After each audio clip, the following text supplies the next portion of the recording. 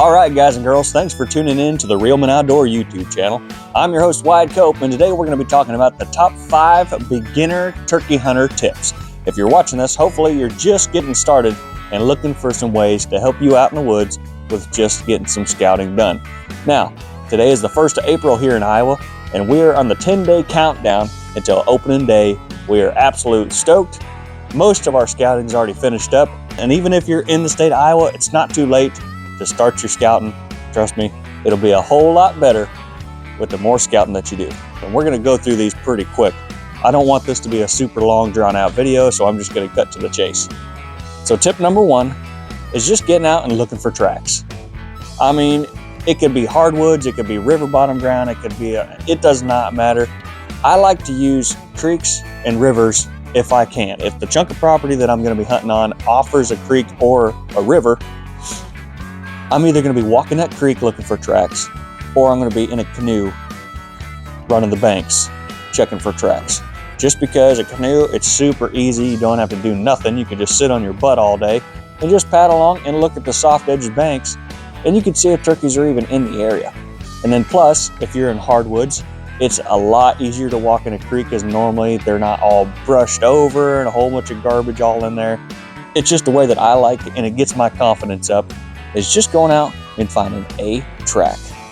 Use them creeks, use them rivers, because turkeys got to drink sometime. So tip number 2 is just getting to know the lay of the land.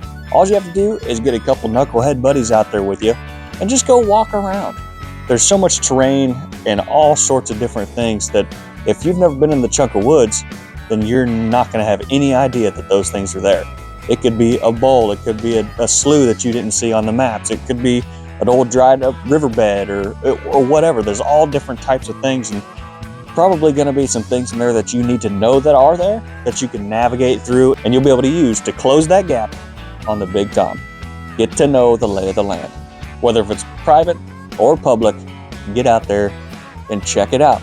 Tip number 3 is do not overlook small pieces of land. Whether if it's public or private, you have got to get out there and check out those little nook and cranny pieces of property.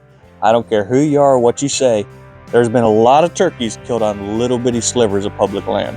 Now, a lot of the times people don't go those little bitty spots because they're thinking, oh, if somebody else is in there, I'm not going to be able to get in there anyways, or it's too small, it's right next to the road. There's a little piece not that far away from where I hunt, and it's 5 acres, and the whole piece, the far side of this piece, is about 300 yards away from the road. But there's turkeys in there, and solid turkey sign, and I guarantee you I'll be sitting in that come April.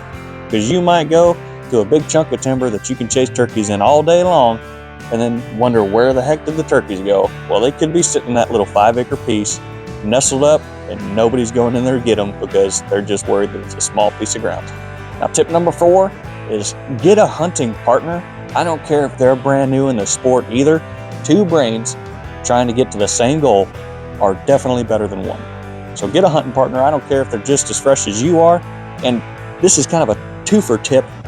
If you got an old timer, sits at the gas station and he's kind of like the turkey hunting legend around your little small town or whatever, talk to them old timers.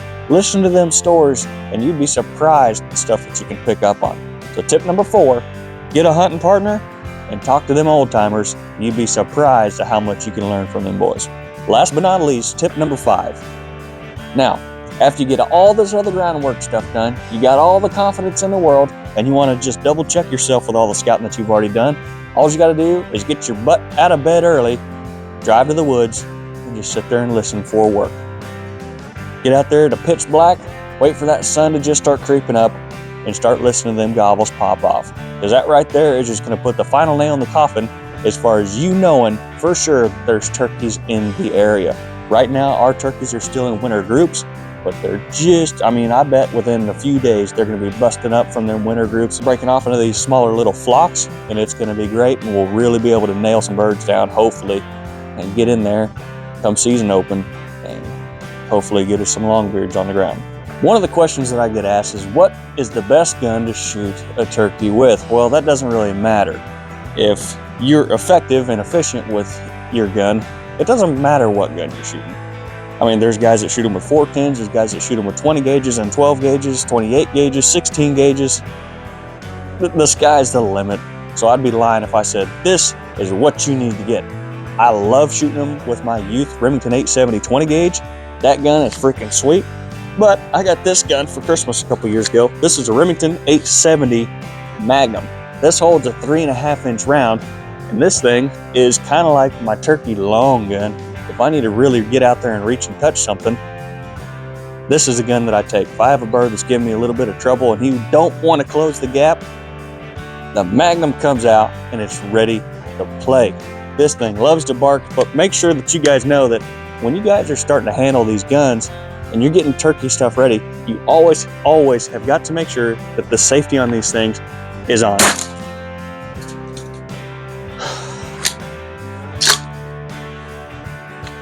Probably should have checked that.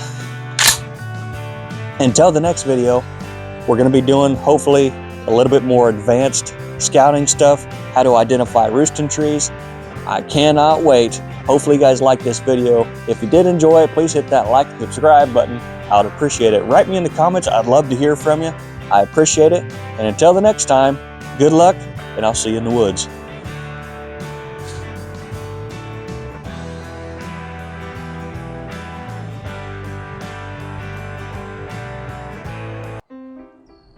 Oh, jeez. What did you do back in the day trying to... Good grief. I got time for this. Anyways, what I was talking about. Where's my phone? My phone come out. Ooh.